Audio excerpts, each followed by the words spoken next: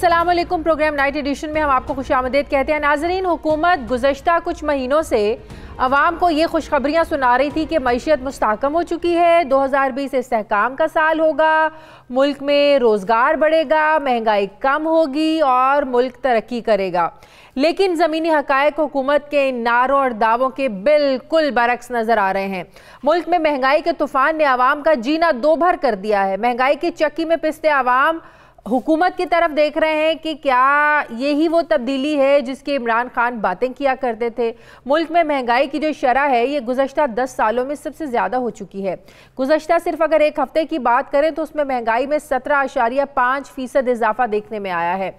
अशियाए खुर्दनोश आवाम की पहुँच से दूर हो चुकी हैं, रोज़गार के मौके बहुत कम है लोगों के पास, सनती शोबा जो है ये जवाल की तरफ बढ़ रहा है और वो पाकिस्तान जो कि कभी ज़रई मुल्क कहलाया करता था अब इसे बाहर से अजनास को दरामद करना पड़ रहा है, इंपोर्ट करना पड़ रहा है। लेकिन हुकूमत का ये दावा है कि ये सब कुछ हमारी वजह से नहीं हो रहा है, ये गुज़श्ता हुकूमतों का किया धरा है जिसे अवाम अब भुगत रहे हैं।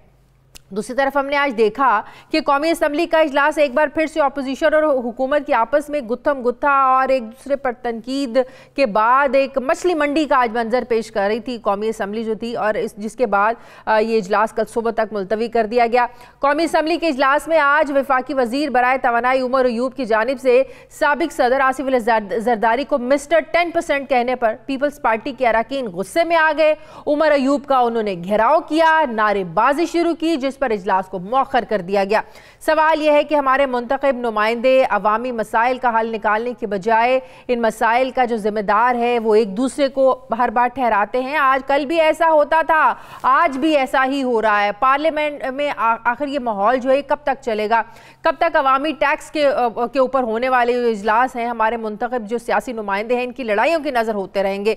जबकि आज मुशीर खजाना हफीज शेख ने कौमी असम्बली में ये कहा कि गुज़श्ता हुकूमत में जानबूझकर बिजली की कीमत को ना बढ़ाना और कर्ज लेना ये महंगाई की वजूहात हैं। आइंदा 1-2 महीने में महंगाई कम होगी और सूरत हाल मुस्तहकम हो जाएगी। जबकि मुशीर खजाना ने यह भी कहा कि जो चीज मुल्क के लिए तबाही का बायस बन सकती है तो वो बिजली का शोबा है। तवानाई सेक्टर के मसाइल को अगर हल ना किया गया तो पाकिस्तान तबाह हो जाएगा। लेकिन सवाल यह है कि इन मसाइल को हल किसने करना है, अवाम ने या फिर हुकूमत ने? हुकूमत ने तो अवाम से कुर्बानी मांगी थी और अवाम तो आज के दिन तक महंगाई के तूफान को बर्दाश्त करते हुए ये कुर्बानी दे रहे हैं और ये कहा गया था आवाम से कि थोड़ा सा मुश्किल वक्त है, इसको बर्दाश्त कर ले। लेकिन 17-18 महीने हो गए, ये मुश्किल वक्त आखिर कब खत्म होगा? हुकूमत क्यों मुआशी इस्तेहकाम लाने में नाकाम नजर आ रही है? गुज़श्ता हुकूमतों पर मलबा डालकर यह हुकूमत जो है कब तक बरी जिम्मा ऐसे ही होती रहेगी? दूसरी तरफ हुकूमत को इस चीज का बखूबी इदराक है कि अवाम अब महंगाई से तंग आ चुके हैं, इसीलिए विफाकी काबीना की जानिब से 15 अरब रुपए का रिलीफ पैकेज मंजूर किया गया है, जिसे ऊंट के मुंह में जीरे के मुतरादिफ जो है ना वो कहा जा रहा है। हुकूमती रिलीफ पैकेज से आम आदमी को 68.18 रुपए का फायदा होगा, जबकि जो इक्तसादी माहिरीन है वो ये कहते हैं कि इकदाम तो अच्छा है, मस्बत है, लेकिन रिलीफ बहुत कम है। कीमतें पुरानी सतह पर लाना होंगी जो कि बज़ाहिर जो है ना वो पॉसिबल नजर नहीं आ रहा है, मुमकिन नहीं है। जबकि इस रिलीफ पैकेज को अवामी हलकों में मजाक जो है ना वो करार दिया जा रहा है और मुल्क में बढ़ती हुई महंगाई पर अवाम में हुकूमत मुखालिफ जज्बात जो है वो बढ़ रहे हैं। मुआशी माहिरीन की सारी सूरत हाल पर क्या राय है, मैं बात करूंगी। माहिर मुआशियात डॉक्टर इशफाक हसन साहब ने मुझे ज्वाइन किया। अस्सलाम वालेकुम, बहुत शुक्रिया डॉक्टर साहब आपका। डॉक्टर साहब, हालात सबके सामने है, महंगाई में बेतहाशा इजाफा हो चुका है, महंगाई की शरह जो है वो 14% तक पहुंच गई। कोई नहीं ये कह सकता डॉक्टर साहब कि जो हुकूमत है ये अब अच्छे तरीके से चल रही है, कामयाबी से चल रही है। आज जो अब्दुल हफीज शेख साहब ने जो बातें की कि तमाम मसाइल की जड़ 30,000 अरब का कर्ज है, हुकूमत आई तो जारी खातों का खसारा रिकॉर्ड सतह पर था, मुल्क में डॉलर ना होना ये बहरान की सबसे बड़ी वजह उन्होंने बताई है। वो कहते हैं भाई रुपया तो हम छाप सकते हैं, अब डॉलर तो नहीं हम छाप सकते, डॉलर तो नहीं हम लोग जो है ना वो अपने मुल्क में इस तरीके से लेकर आ सकते। लेकिन मैं आपसे ये पूछना चाहती हूँ कि जब नून लीग ने हुकूमत छोड़ी तो महंगाई की अगर शरह की बात की जाए तो 4.9% थी। तो हुकूमत इस तरह की एक्सक्यूजेस दे के आपको लगता है कि वो बरी जिम्मा होना चाहती है, या आप समझते हैं कि इनडायरेक्टली ये बातें करके हुकूमत अपनी नाकामी का बेतराफ कर रही है? देखिए, शुरू में तो ये बातें ठीक लगती हैं कि आप बताएं कि जी कहाँ से आपने सफ़र का आगाज़ किया है और आपको किन चैलेंजेस का सामना है।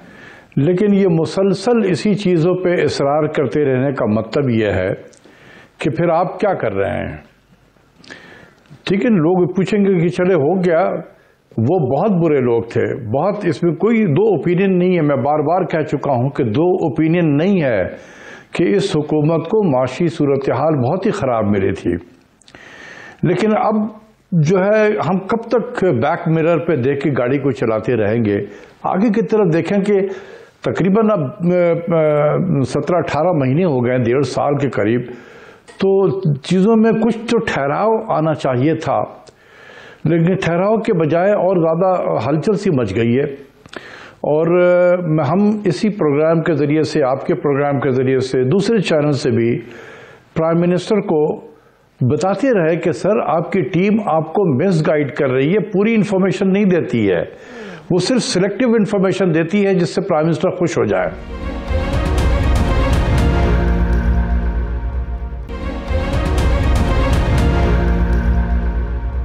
इस हुकूमत को अपनी इकोनॉमिक टीम को बदलने की जरूरत है, टीम बदलनी चाहिए।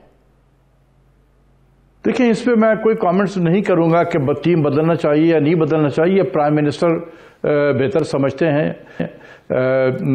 टीम ने जो भी काम करना होता है अल्टीमेटली जिम्मेदारी प्राइम मिनिस्टर की होगी। अगर टीम अच्छी होती प्राइम मिनिस्टर की तो आज लोग उनकी तारीफ कर रहे होते। अगर टीम कमजोर है तो आज बातें जो सुन रहे होते हैं प्राइम मिनिस्टर इसलिए सुन रहे होते हैं। तो अल्टीमेटली जिम्मेदारी प्राइम मिनिस्टर की है, फैसला उनको करना चाहिए। सिर्फ ये कहूंगा कि प्राइम मिनिस्टर खुदा के वास्ते हम सबों को अपना दुश्मन न समझे। हम आपके मुखालिफ नहीं हैं, हम आपको बताने की कोशिश करते हैं। काश अगर आप हमारी बातों पे थोड़ा सा भी तवज्जो दे देते, जब हम ये बता रहे थे कि आपकी टीम आपको सही पिक्चर नहीं दे रही होती, तो आज जो ये दिन जो आप देख रहे हैं, वज़ीर आज़म साहब ने जो आज जो दिन देख रहे हैं और एक नी जर्क रिएक्शन लिया है उन्होंने कीमतों को सुधारने के लिए, कंट्रोल करने के लिए। डॉक्टर साहब, ये तो बड़ी आम सी बात है, जब महंगाई बढ़ती है तो इससे निचला तबका जो है वो सबसे ज्यादा मुतासिर होता है। तो फिर ऐसे में हुकूमतें फिर सब्सिडी भी देती हैं। सब्सिडी सिर्फ पाकिस्तान में नहीं, बाहर के ममालिक में भी जो है ना वो हुकूमतें अपनी आवाम को सब्सिडी देती हैं। अब ये हुकूमत ने जो 15 अरब रुपए के रिलीफ पैकेज का ऐलान किया, आप समझते हैं क्या ये महंगाई को तोड़ने के लिए काफी है? नंबर 1। नंबर 2, जब लोग ही बेरोजगार होंगे, आपकी मईशत का पहिया चल ही नहीं रही होगा, लोगों की जेब में पैसा नहीं होगा, तो ये जो आप रिलीफ दे रहे हैं, फिर चीजें सस्ती करें, चीजें महंगी करें। जब हमारी पॉकेट में, किसी की पॉकेट में पैसे ही नहीं है, तो फिर ऐसी सब्सिडी, ऐसे रिलीफ का क्या फायदा? बात आपकी सही है। देखें, ये सारी चीजें जो हैं ये कोई पॉलिसीज नहीं होती हैं, ये एक नी जर्क रिएक्शन होता है। दो तरह की पॉलिसीज होती हैं। एक होता है एम्पिरिकल बेस्ड पॉलिसी मेकिंग, जो आप रिसर्च के बेसिस पे चीज़ों को देखते हैं और फैसला करते हैं, और दूसरा होता है इमोशनल बेस्ड पॉलिसी मेकिंग। तो ये इमोशनल बेस्ड पॉलिसी मेकिंग है कि जब कोई हुकूमत वक्त इतना ज़्यादा प्रेशर में आ जाए, हर तरफ हाहाकार मचा हुआ हो, तो एक नी जर्क रिएक्शन लिया जाता है कि या कुछ करो, ताकि इसके दो वजह पर्पस होते हैं। यह है कि अवाम को पता चले कि प्राइम मिनिस्टर जो है वो अब उनको भी ख्याल है कि यस महंगाई बहुत हो गई है और अवाम बहुत मुश्किलात के शिकार हैं। डॉक्टर साहब इसको दूसरे पैराए में भी देखें ना, अगर हुकूमत ये ना करती तो अवाम के पास क्या ऑप्शन है? अवाम सड़कों पर भी आ सकती थी। तो इन अदर वर्ड्स हम ये भी सोच सकते हैं, समझ सकते हैं कि भाई हुकूमत को अपनी सर्वाइवल भी तो चाहिए ना। हुकूमत ने अपने आप को बचाने के लिए तो ये फैसला करना जरूरी हो गया था। ना करती तो लोग जाहिर है सड़कों पर आ जाते हैं, एहतजाज करते हैं, जो यकीनन हुकूमत के लिए ठीक नहीं है। हुकूमत को अपने आप को भी तो बचाना है ना, ये सब्सिडीज देकर। आप उसको इस तरीके से भी इंटरप्रेट कर सकती हैं, लेकिन आप ये देखें कि जिस तरीके से हम कर रहे हैं, गालिबन यूटिलिटी स्टोर के जरिए से कर रहे हैं। 4000 के करीब यूटिलिटी स्टोर है पाकिस्तान में, उसमें कुछ जो है फंक्शनल है, कुछ डिसफंक्शनल है। क्योंकि कभी भी हुकूमत जो है, मुझे आप रज़ाक दाऊद साहब इस हुकूमत में इंडस्ट्री के वजीर भी हैं, प्राइम मिनिस्टर खुद इनसे ही पूछ ले कि आप इस फेवर में है यूटिलिटी स्टोर के। ये तो वो शख्स हैं जिन्होंने तमाम यूटिलिटी स्टोर को बंद करा दिया था मुशर्रफ के जमाने में। वो तो फिर इस तरीके से कोई शुगर का बहरान हुआ तो फिर यूटिलिटी स्टोर याद आ गया। सही। तो ये ऐसी ऑफ एंड ऑन होता रहा है। ये कोई सोल्यूशन नहीं है। मैं बताऊं कि इसमें करप्शन ज्यादा हो जाएगा। मैं ये भी अपने तजुर्बे के बुनियाद पे कह रहा हूं, प्राइम मिनिस्टर इसको एज ए मेरी क्रिटिसिज्म ना ले ले। ये तजुर्बे के बुनियाद पे कह रहा हूं कि एक तो यह है कि जो गरीब तबका है वो यूटिलिटी स्टोर तक पहुंचना उसके लिए मुश्किल होगा। दूसरी चीज यह है कि गुर्बत ज्यादातर रूरल एरियाज में होती है पाकिस्तान के। हम जैसे तरक्की पजीर मुल्क में poverty is a rural phenomena.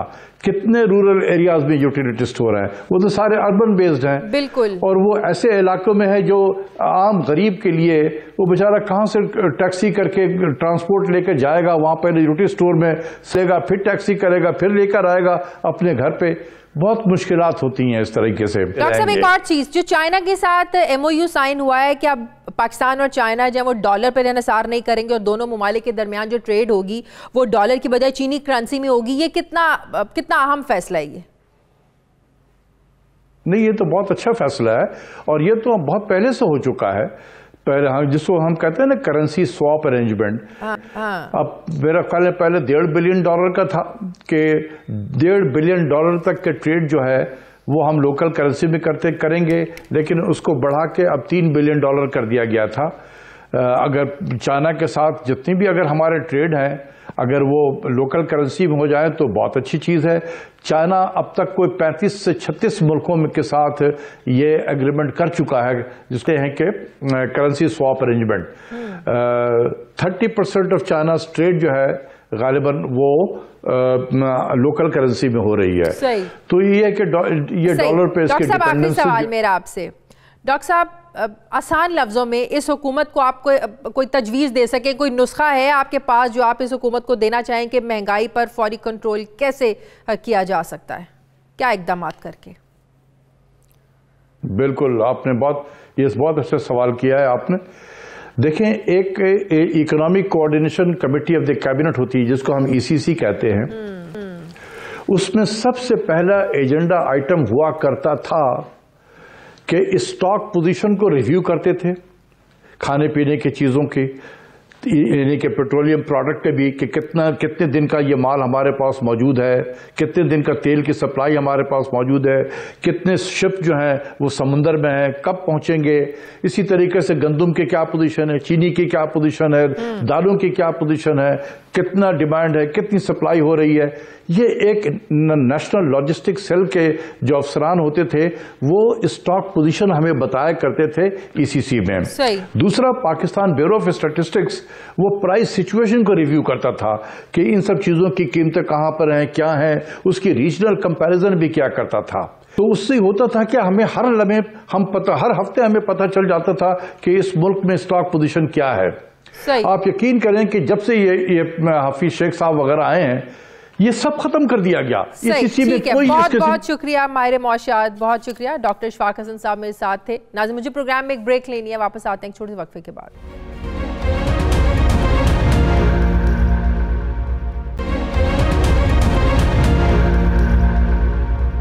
नाज़रीन, तुर्की के सदर रजब तैयब एर्दोगान 2 रोज़ा दौरे पर आज रात पाकिस्तान पहुंच रहे हैं। 2002 के बाद ये उनका चौथा दौरा होगा। वो 2 बार बहैसियत वज़ीर आज़म पाकिस्तान आ चुके हैं और सदर की हैसियत से भी वो दूसरी बार तशरीफ़ अब ला रहे हैं। सदर एर्दोगान को ये भी एजाज़ हासिल है कि वो पहले गैर मुल्की सरबराह हैं जो पाकिस्तान के पार्लियामेंट के मुश्तरका इजलास से 3 बार खिताब भी कर चुके हैं, जबकि जुमे को चौथी बार खिताब भी करेंगे। इसलिए अब अंदाज़ा लगाया जा सकता है कि दोनों मुल्क एक दूसरे के कितने करीब हैं, कितने गहरे और मजबूत ताल्लुकात हैं। साबिक हुक्मरानों की तरह वज़ीर आज़म इमरान खान भी तुर्की के साथ ताल्लुकात बढ़ाने के ख्वाह हैं और उन्होंने गुज़श्ता साल तुर्की का दौरा भी किया था। दूसरी तरफ तैयब एर्दोगान एक ऐसे वक्त में इस्लामाबाद आ रहे हैं जब पाकिस्तान समेत खित्ते और ख़ासकर मशरिक़ वस्ता की सूरत हाल खासी अहम हो चुकी है। पाकिस्तान मुआशी चैलेंजेस से नबुर्दाज़मा है तो तुर्की मुआशी मैदान में तरक्की की जानिब जो है वो अब बढ़ रहा है और $766 अरब के साथ वो दुनिया की 19वीं बड़ी मईशत भी बन चुका है। जबकि वज़ीर आज़म इमरान खान का हालिया दौरा मलाइशिया और अब तुर्क सदर की पाकिस्तान आमद से ये भी वाज़ेह हो रहा है कि कुआलालंपुर समिट में पाकिस्तान की अदम शिरकत हमारे ताल्लुकात पर असरअंदाज नहीं हुई? तुर्क सदर का दौरा किस कदर अहमियत का हामिल है? पाकिस्तान को इससे क्या तवक्कुआत हैं? मैं बात करूँगी। मुझे ज्वाइन किया है साबिक सफ़ीर शाहिद अमीन साहब ने। अस्सलाम वालेकुम, बहुत शुक्रिया शाहिद अमीन साहब आपका। शाहिद अमीन साहब, जैसे कि मैंने कहा कि पाकिस्तान और टर्की के जो ताल्लुकात है, एक तारीख़ी अहमियत है। दोनों ममालिक ने मुश्किलात में एक दूसरे का साथ दिया है, और फिर जो ख़ासकर कश्मीर पर तुर्की ने जो पाकिस्तान की हिमायत की, वो भी काबिल तहसीन है। किन तनाजुर में आप समझते हैं कि इस दौरे की अहमियत बहुत बढ़ गई है? जैसे आपने कहा कि तुर्की पाकिस्तान के बड़े करीबी ताल्लुकात हैं, और ये एक रिवायत है, समझ लीजिए कि साल हर साल से ये सिलसिला चल रहा है। और तुर्क अवाम जो है पाकिस्तान के लिए बहुत ही मोहब्बत का जज्बा रखते हैं। जो पाकिस्तानी तुर्की में जाता है उसका यही तासुर है। तो गोया एक लिहाज से हम कह सकते हैं ये दोनों मुल्क बहुत करीब हैं। और प्रेसिडेंट अर्दगान जो हैं उनका पाकिस्तान से इसलिए भी ख़ास ताल्लुक़ रहा है कि पिछले 20 साल से वो बरसर इक़्तिदार हैं, और आपने जैसे कहा 4 बार वो पाकिस्तान का दौरा कर चुके हैं। और उनकी पाकिस्तान के साथ एक बड़ी ख़ास मेरे ख़्याल में उनसियत है। हमेशा उन्होंने पाकिस्तान की हिमायत की है। कश्मीर के सिलसिले में आपको इल्म है कि उन्होंने बड़े वाज़ेह तौर पे पाकिस्तान के लिए आवाज़ उठाई है। तो ये सारी चीज़ें हैं जिसकी वजह से हम दोनों मुल्कों की क़ुर्बत का जिक्र कर सकते हैं। फौरी तौर पे मेरे ख़्याल में सिलसिला ये है कि कुआलालंपुर में जो एक समिट का एक इनिशिएटिव था, जो पहले तो पाकिस्तान, तुर्की और मलेशिया ने मिल के लिया, उसके बाद पाकिस्तान पे एक किस्म का दबाव पड़ा सऊदी अरब और खलीजी ममालिक की तरफ से कि कहीं OIC का कोई मुताबादल तो नहीं हो जाएगा। तो उस बुनियाद पे फिर पाकिस्तान ने उसमें शिरकत नहीं की। लेकिन मैं नहीं समझता कि उससे कोई ताल्लुकात में कोई फ़र्क पड़ा है। तुर्की और मलेशिया दोनों ने इस बात का इजहार किया है कि वो समझते हैं कि पाकिस्तान की एक ख़ास फॉरेन पॉलिसी है, एक उसके ख़ास ताल्लुकात हैं। उसके पस मंज़र में ऐसा हुआ था, इसका ये मतलब नहीं कि तुर्की या मलेशिया के साथ हमारे ताल्लुकात में कोई कमी हुई है। अभी रिसेंटली मलेशिया के दौरे प्राइम मिनिस्टर साहब ने एक बार फिर से कहा अगले साल में इस कॉन्फ्रेंस में शिरकत जो है ना वो पाकिस्तान ज़रूर करेगा। तो क्या पाकिस्तान ये समझ चुका है या पाकिस्तान को यकीन दहानियाँ करवाई जा चुकी हैं कि अगर आप अगले साल शिरकत करेंगे तो जो जिन ममालिक के आप तहफ़्फ़ुज़ात हैं अगले साल वो तहफ़्फ़ुज़ात नहीं होंगे? जी, मेरे ख्याल में असल में ये सारा का सारा मामला जो था, अगर इसको ज़्यादा बेहतर तरीके से डिप्लोमेटिकली हैंडल किया जाता तो ये दुश्वारी पैदा नहीं होनी चाहिए थी। देखिए, डिप्लोमेसी में बहुत सारी चीज़ें जो हैं बिहाइंड सीन जो है मुज़ाकरात के ज़रिए से, डिप्लोमेसी के ज़रिए से तय हो जाती है। हमें चाहिए ये था कि शुरू से ही सऊदी अरब के साथ टोटल कोऑर्डिनेशन रखते कि इस किस्म का इनिशिएटिव ले रहे हैं, उसमें सऊदी अरब को भी हम शामिल करना चाहते हैं। और इसमें कोई ऐसी बात नहीं है जो कि सऊदी अरब की ख्वाहिश के ख़िलाफ़ जाएगी। हमारे सऊदी अरब के साथ बड़े खुसूसी ताल्लुकात हैं। मैं समझता हूँ जितनी अहमियत हम उन ताल्लुकात की है कि चीन के बाद अगर सबसे अहम ताल्लुकात पाकिस्तान के हैं तो वो सऊदी अरब के साथ हैं। 30 लाख के करीब पाकिस्तानी वहाँ पे काम कर रहे हैं। जितनी उन्होंने इकनॉमिक एड दी है, ऑयल एड दी है, हर मौके पे उन्होंने हमारी हिमायत, एक ट्रेडिशनल स्ट्रॉन्ग स्पेशल रिलेशनशिप हमारी सऊदी अरब के साथ है जिसमें किसी हालत में कमी नहीं आनी चाहिए। लेकिन इसका ये मतलब नहीं कि तुर्की और मलेशिया और दीगर इस्लामी ममालिक के साथ भी हमारे ताल्लुकात बहुत अच्छे ना हों। और इस सिलसिले में असल में कोऑर्डिनेशन की ज़रूरत है, और जब ये नहीं होती है तो ये दुश्वारियाँ होती हैं। आपका जो सवाल है कि अगले साल कोई दुश्वारी होगी जब ये मीटिंग होती है, तो मैं नहीं समझता कि अब तक सऊदी अरब की अंडरस्टैंडिंग इस सिलसिले में हासिल हो गई होगी, और यकीनन उनको अब के बार कोई एतराज़ नहीं होगा। अच्छा शायद आप इस्लामोफोबिया का मुकाबला करने के लिए 3 ममालिक पाकिस्तान, टर्की, मलेशिया ने एक चैनल शुरू करने का भी फैसला किया था। आप समझते हैं कि इसकी कितनी ज़रूरत है? क्या ये वाकई इम्प्लीमेंटेशन होना चाहिए ये? जी बिल्कुल, इस्लामोफोबिया जो है वो एक लिहाज से आपने देखा ख़ास तौर पर वेस्टर्न वर्ल्ड में है, बल्कि और ममालिक में भी है। और उसने इतना जो इस्लामी दुनिया के इन ममालिक के साथ ताल्लुकात हैं उसमें बड़ी पेचीदगी ले आई है। और बल्कि उसका इमीडिएट असर तो ये भी है कि कोई मुसलमान या पाकिस्तानी वेस्टर्न कंट्रीज़ में जाता है तो वहाँ पे शक व शुबा के नए तरीके से देखा जाता है। उसके लिए दुश्वारियाँ होती हैं, पासपोर्ट की, कस्टम्स की, रहाइश की। तो ये सारी चीज़ें बहुत नागवार हमें लगती हैं। लेकिन साथ में इसका दूसरा पहलू भी है कि इस्लामी ममालिक में जो इंतहा पसंदी बढ़ी है, अलकायदा टाइप टेररिज्म हुआ है, उससे मगरिब में बड़ा एक मनफी एक तासुर इस्लाम के बारे में आया है। असल में वो लोग किसी हालत में सही इस्लाम की रिप्रेजेंटेशन नहीं करते हैं। तो ज़रूरत इस बात की है कि मगरिब के दरमियान और इस्लामी ममालिक के दरमियान एक डायलॉग हो, ताकि उनकी जो गलतफहमियां इस्लामी इंतहा पसंदी के बारे में हैं वो दूर हों, और हमारी जो इस्लामी फोबिया के बारे में जो हमें परेशानियां उनको भी दूर किया जाए। बहुत बहुत शुक्रिया साहब, शाहिद अमीन साहब मेरे साथ थे, बहुत शुक्रिया आपका। नाजरीन, पाकिस्तान में शुगर मिल्स मालिकान से मुतालिक अक्सर ये खबरें गर्दिश में रहती हैं कि चीनी को मार्केट से गायब करना या फिर इसकी जब कीमत बढ़ती है तो इसके पीछे इनका हाथ होता है, जिससे ये तासुर पैदा होता है कि पाकिस्तान में चीनी का जो बहरान है इसके जिम्मेदार शायद शुगर मिल्स मालिकान है। लेकिन हमने इस बारे में इन्वेस्टिगेशन की है, तहकीक की है और कुछ ऐसे आदाद शुमार हासिल किए हैं जो कि इस दावे की यकसर नफ़ी करते हैं। नाज़रीन, सूरत हाल ये है कि पाकिस्तान में इस वक्त भी 17,19,000 टन चीनी मौजूद है, जबकि हमारी चीनी की सालाना तलब जो है ये 52 लाख टन है। मुल्क में चीनी की खपत में हर साल इजाफा हो रहा है। 1975 में मुल्क की चीनी की ज़रूरत 5 लाख टन थी, जो 2017 में 51 लाख टन हो गई। 2013-14 में पाकिस्तान में 55 लाख मेट्रिक टन चीनी तैयार हुई। 2014-15 में 51 लाख, 15-16 में 50 लाख और 2016-17 में 70 लाख, जबकि साल 2017-18 में 65 लाख टन चीनी तैयार हुई। इसी तरह साल 2017-18 के आदाद शुमार के मुताबिक एक आम जो पाकिस्तानी है ये सालाना 26 किलोग्राम चीनी को इस्तेमाल करता है। हमारी ज़िंदगी में चीनी की अहमियत के पेश नज़र मुख्तलिफ मफादाती जो गिरोह हैं इस पर असरअंदाज होने की कोशिश करते हैं और असरअंदाज होते हैं, जिसमें मार्केट फोर्सेस सबसे ज़्यादा अहम है। ज़ख़ीरा अंदोज़ी और चोर बाजारी करने वाले ये गिरोह चीनी जो कि एक्स मिल मार्केट में 51 रुपए फ़ी किलो में मिलती है, वो इसे 75 से 80 रुपए फ़ी किलो में फ़रोख्त करते हैं। दूसरी जानिब गन्ने की काश्त में बदतदरीज कमी हो रही है। गन्ने की बढ़ती कीमत भी सूरत हाल को ख़राब कर रही है। गन्ने की कीमत का तयन हर सूबा करता है। सरकारी तौर पर इसका रेट 190 रुपए फ़ी मन मुकर्रर है, लेकिन मफाद परस्त और जो मौका परस्त टोला है शुगर मिल्स मालिकान को ये जो है ये 250 से 300 रुपए फ़ी मन तक भी फ़रोख्त करता है। हमने गुज़श्ता 10 सालों की तहकीक की तो ये बात सामने आई कि इस अरसे में गन्ने की जो इमदादी कीमत है इसमें 220% इजाफा हुआ। इसके बरक्स चीनी की कीमत में 100% इजाफा हुआ। यानी गन्ने की इजाफी कीमत के हिसाब से अगर देखा जाए तो चीनी की कीमत अब भी 120% कम है। इसके अलावा शुगर मिल्स मालिकान को पैदावारी अखराजात को भी बर्दाश्त करना पड़ता है और फिर जो हुकूमत के भारी टैक्सेस होते हैं इसके अलावा वो भी पे करने पड़ते हैं, वो इसके अलावा है। यही वजह है कि गुज़श्ता चंद सालों में कई शुगर मिलें बंद हो चुकी हैं, जबकि बाज़ अखराजात बर्दाश्त ना करने की वजह से आर्जी तौर पर बंद हैं, जिस पर इंतज़ामिया उनके खिलाफ जो है वो मुकदमात भी दर्ज करवा देती है। चीन के हालिया और खुद साख्ता बहरान में भी ऐसी ही सूरत हाल देखने में आई है। चीनी बरामद करने के बावजूद मुल्क में वाफिर चीनी मौजूद है, लेकिन एक मखसूस टोला जो है ये शुगर मिल्स मालिकान के खिलाफ सरगर्म है और दरामदी ऑर्डर्स के जरिए के लिए हुकूमत पर जोर डाल रहा है, प्रेशर डाल रहा है कि चीनी को इंपोर्ट किया जाए, जिसमें वो कामयाब हो गया है। और ये हुआ कैसे? वो ऐसे कि इस सिलसिले में गुज़श्ता कुछ दिनों की जो सूरत हाल है वो बड़ी दिलचस्प पैदा हुई।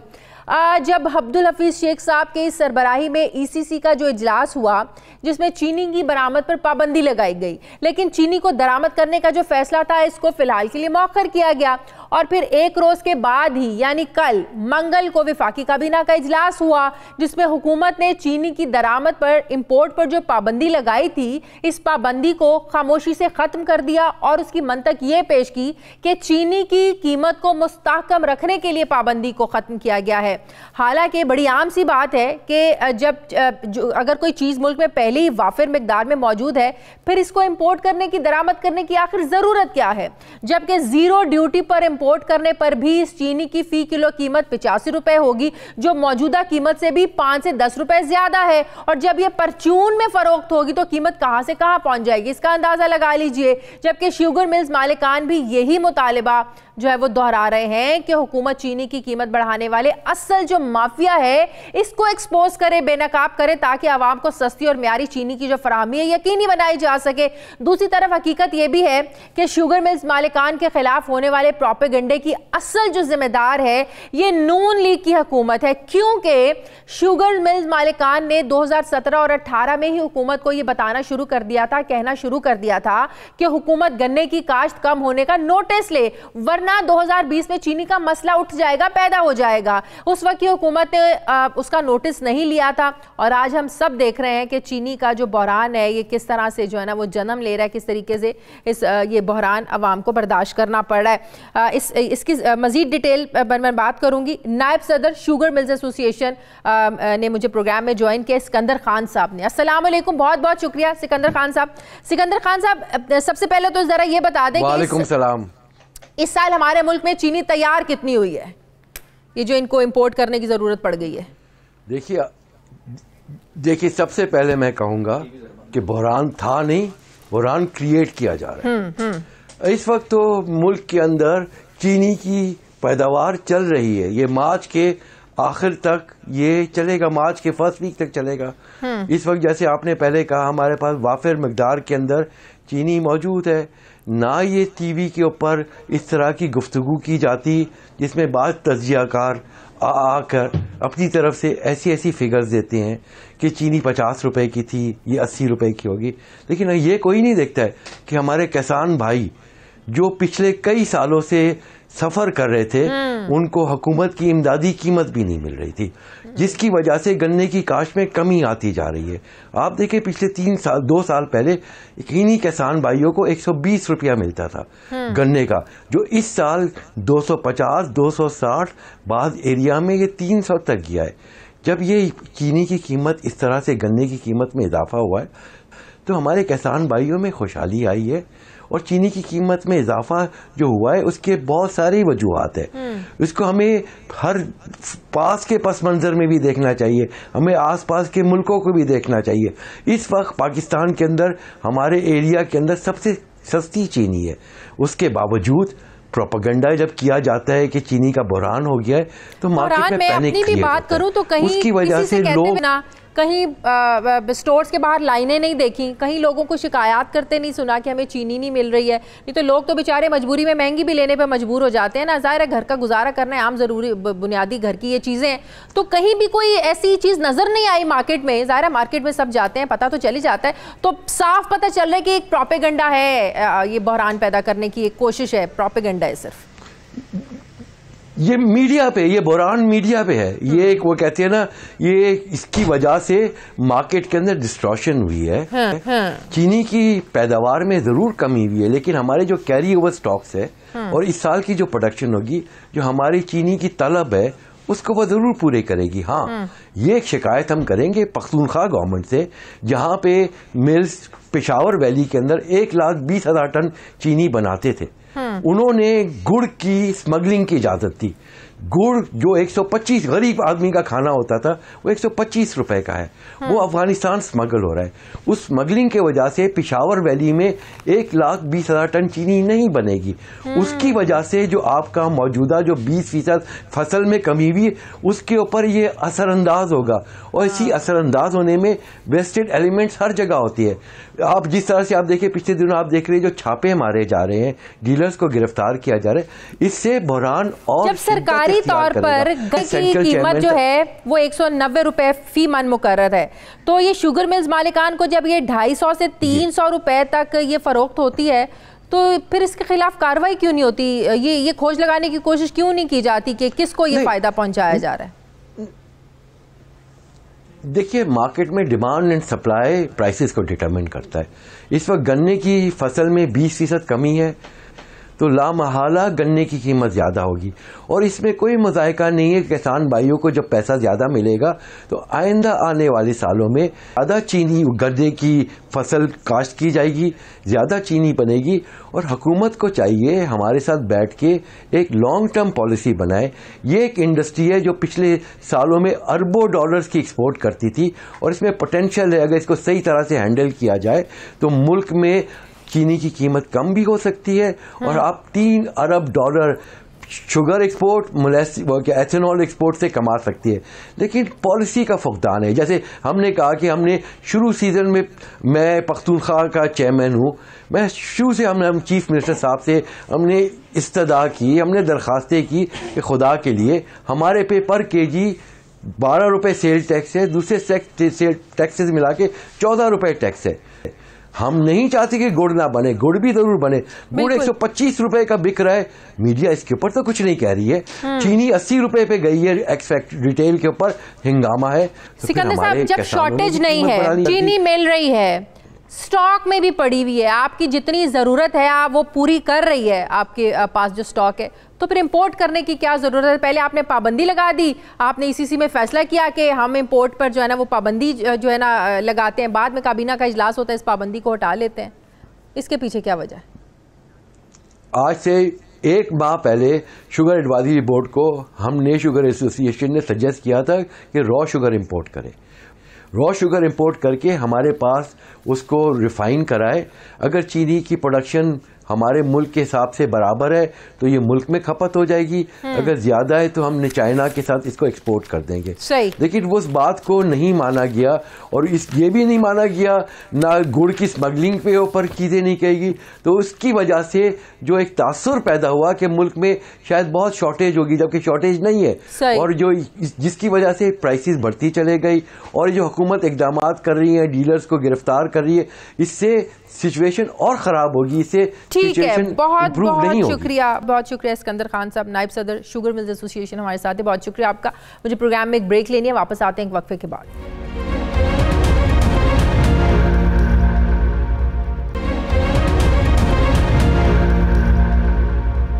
ब्रेक के बाद एक बार फिर से आपको खुशामदीद कहते हैं। नाज़रीन, पंजाब में चाइल्ड लेबर फिर से बढ़ रही है, जिसकी अहम वजह पंजाब हुकूमत की जानिब से माहाना वजीफ़े की बंदिश है। ज़राए से मिलने वाली इत्तलात में इंकशाफ हुआ है कि पंजाब हुकूमत की नाहली, अदम तवज्जो कह दें या तरजीहात का फुकदान कह दें, और माहाना वजीफ़े की बंदिश से सूबे भर के भट्टों पर काम करने वाले 93,000 बच्चों में से 50,000 बच्चे जो हैं ये दोबारा से वालिदैन के साथ काम करने पर मजबूर हो गए। हमारी इत्तलात के मुताबिक पंजाब हुकूमत ने अप्रैल 2018 से फ़ी बच्चा माहाना दिया जाने वाला 1,000 का वजीफ़ा जो है वो उस वक्त की जो इंटरिम गवर्नमेंट थी उन्होंने बंद कर दिया था। वजीफ़े की बंदिश से इस मंसूबे पर अप्रैल 2018 तक आने वाले 3 अरब 40 करोड़ के सरकारी ख़जाने से किए जाने वाले अखराजात भी ज़ाया हो चुके हैं, और मंसूबा हुकूमत की अदम तवज्जो और तरजीहात के फुकदान की वजह से अपने टारगेट्स हासिल करने में बुरी तरह नाकाम हो चुका है। जबकि भट्टे पर काम करने वाले बच्चों के वालिदैन का ये कहना है कि वो अपने रोज़गार से बच्चों की तालीम को जारी नहीं रख सकते। इससे पहले सितंबर 2016 में पंजाब हुकूमत ने ईंटों के भट्टों पर चाइल्ड लेबर के खात्मे के लिए कानून साजी की थी और इसे जुर्म करार दिया था नून लीग की हुकूमत ने, और उसके लिए सजाएं भी तजवीज़ की गई थी, और भट्टे पर काम करने वाले बच्चों को स्कूल दाखिल करवाने और उन्हें सहूलियात फराहम करने के लिए खुसूसी पॉलिसी भी तैयार की गई थी। लेकिन पंजाब हुकूमत के अप्रैल 2018 में फंड्स की फराहमी की बंदिश की वजह से ये मंसूबा भी फ्लॉप हो चुका है, जबकि इसके मुतबादिल भी कोई मंसूबा नहीं लाया गया है। तहरीक इंसाफ की प्रायोरिटी में शायद ये चीज़ नहीं है। मैं बात करूँगी हमारे नुमाइंदा खुसूसी अनवर सुमरा से। बहुत शुक्रिया अनवर सुमरा, हम ये कह सकते हैं कि तहरीक इंसाफ की हुकूमत ने ये बंद नहीं किया, ये मंसूबा शुरू हुआ नून लीग के दौर में, ये बंद हुआ इंटरिम गवर्नमेंट जब थी अप्रैल 2018 में, क्योंकि जुलाई में तो इंतखाबात हो गए थे। तो इस हुकूमत का ये कसूर है कि जो मंसूबा शुरू हुआ फिर बंद हुआ, ये दोबारा से शुरू नहीं कर सके, इनकी शायद प्रायोरिटीज़ में नहीं है। ये देखें शाजिया, बात यह है कि 2016 में भट्टों पर चाइल्ड लेबर का एक इशू बना, जिस पर ILO की तरफ से भी रिजर्वेशन का इजहार किया गया, और उस वक़्त की पंजाब हुकूमत ने एक एक्ट पास किया जिसमें कहा गया कि भट्टों पर जो 5 साल से लेकर 14 साल के जो बच्चे हैं वो काम नहीं करेंगे, अगर काम करेंगे वो जुर्म तस्वर किया जाएगा, भट्टा मालकान के ख़िलाफ़ भी एक्शन होगा और वालिदैन के ख़िलाफ़ भी एक्शन होगा। उस वक़्त पंजाब में 9,500 भट्टे थे, और उन पर जब ये एक्ट लागू किया गया तो 93,000 के करीब बच्चों को मुख्तलिफ सरकारी स्कूलों में दाखिल करवाया गया। और उस वक़्त की हुकूमत ने 3 अरब 40 करोड़ रुपए के फ़ंड्स रखे, और उनमें यह था कि इन बच्चों को दाखिले के वक़्त वन टाइम 2,000 रुपया वालिदैन को दिया गया। उसके अलावा हर माह उनको 1,000 रुपया वजीफ़ा फ़ी बच्चा देने का ऐलान किया गया, और उसके लिए खिदमत कार्ड जारी कर दिया गया। ये सिलसिला चलता रहा। उसके बाद अप्रैल 2018 में अचानक जब वो हुकूमत गई तो ये फ़ंड्स की फराहमी बंद कर दी गई, क्योंकि इन बच्चों को किताबें भी फ्री दी गई थी, और साल में 2 यूनिफॉर्म थे जिनमें बूट भी थे, जिनमें जराबें थीं, और बाकी सारा सामान था वो भी दिया गया था, स्टेशनरी के लिए भी दिए गए थे। ये प्रोग्राम इसलिए शुरू किया गया था कि जो भट्टा पर मजदूर जो काम करते हैं उनको एवरेज उनकी सैलरी बहुत कम होती है और उनके बच्चों को भी कौमी धारे में शामिल किया जाए और उनको तालीम याफ्ता बनाकर जो है उनको प्रोडक्टिविटी में शामिल किया जाए। अप्रैल 2018 में जब ये फ़ंड्स की फराहमी रोक दी गई और वालदैन को बच्चों के 1000 रुपया जो वजीफ़ा था वो बंद कर दिया गया, तो अदाद शुमार के मुताबिक इस वक्त जो है 50 से 60 हज़ार बच्चा उन 93,000 बच्चों में से छोड़कर जो है वो वापस भट्टों पर चले गए। इस हुकूमत ये हुकूमत क्या कहती है, इन्होंने दोबारा क्यों नहीं शुरू किया? अच्छा, ये जब हुकूमत पंजाब में तब्दीली सरकार आई तो तब्दीली सरकार एक तो विजन का फुकदान था और तरजीहात में ये तरजीहात को फिक्स नहीं कर पाए। देखें, एजुकेशन हो या हेल्थ हो या साफ पीने का पानी हो, ये नेसेसिटी ऑफ लाइफ में आता है। ये हुकूमत ने हर सूरत जो है अपनी आवाम को देना होता है। अब सूरत हाल ये है कि जब ये आए तो इन बजाय इसके इस प्रोग्राम को मज़ीद बढ़ाते, क्योंकि भट्टों की अब तादाद जो है वो 10,800 के करीब जा चुकी है और वहाँ पर 3,40,000 फैमिलीज़ जो हैं वो मजदूरी से वाबस्ता हैं, जिनमें तकरीबन हर भट्टे पे 100 से 150 बच्चा जो है उन फैमिलीज़ का पाया जाता है जो 5 साल से 14 साल की उम्र का है। इन्होंने तरजीहात को फिक्स नहीं किया। फिक्स ना करने की वजह से फंड्स की फराहमी रिज्यूम नहीं हो सकी।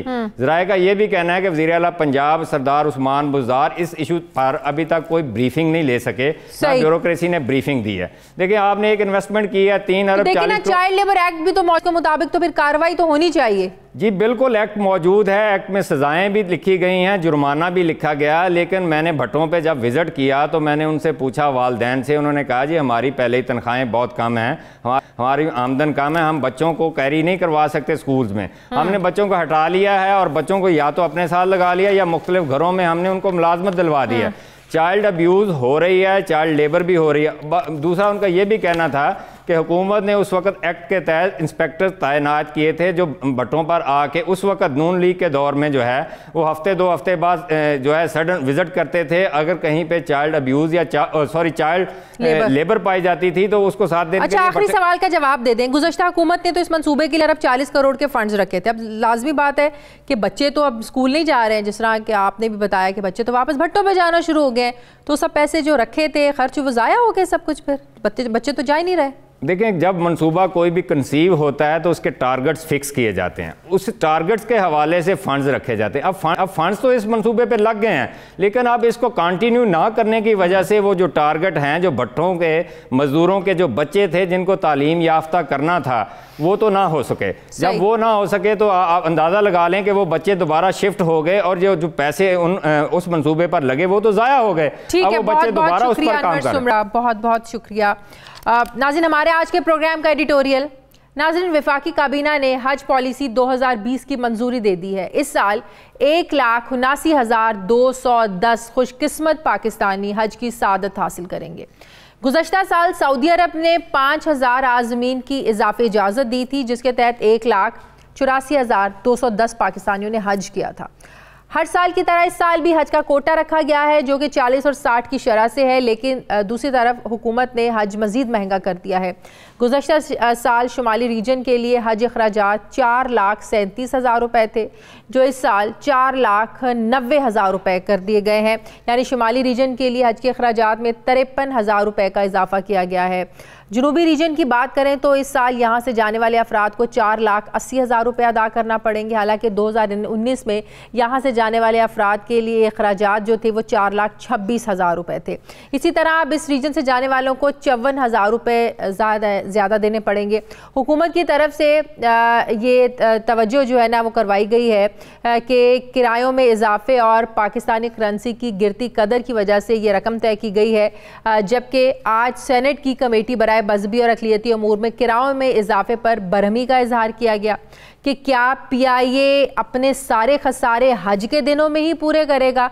दूसरी तरफ हकीकत ये भी है कि हज अखराजात में इजाफे से आज़मीन परेशान हैं। होना तो ये चाहिए था कि हुकूमत जो रियासत मदीना के फ़िलाही तसव्वुरात से वाबस्तगी का इजहार करती है, सऊदी हुकूमत से रब्ता करके टैक्सों और दीगर उमूर को तय किया जाता और इस हवाले से हुकूमत को इंडोनेशिया और दीगर ममालिक के उन तरीक़ों से भी ज़रूर इस्तिफ़ादा हासिल करना चाहिए जिसके ज़रिए हज जो है वो आम आदमी की दस्तरस में पहुँच में होता है। वफाकी काबीना के इजलास में हज पैकेज के बारे में हतमी फैसला करने से पहले इन तमाम तदाबीर का जायज़ा लेना चाहिए था, ताकि आज़मीन हज जो है वो आसानी से वहाँ जाते, खाना काबा और रोज़ा रसूल की ज़ियारत करते, ये जो फरीज़ा है ये खुश उसलूबी से है ये जो अदा करते। हुकूमत आज़मीन की दुआएं लेती तो हुकूमत के कामों में यकीनन आसानियाँ भी पैदा होती, लेकिन बदकिस्मती से हुकूमत जो है वो ये फ़ैसला करने में नाकाम रही कि इसमें हज कोटे में जो हज के अखराजात हैं इसमें लोगों को कुछ रिलीफ ही दे देती, लोगों के जो अखराजात हैं इसमें इजाफा करने की बजाय कुछ कमी की जाती। हुकूमत ने ऐसा नहीं किया। नाज़रीन, ये था हमारा आज का प्रोग्राम के लिए आप हमें फीडबैक ज़रूर दीजिएगा। मुझे इजाज़त दीजिए, मेरी आपसे मुलाकात होगी कल। अल्लाह हाफ़िज़।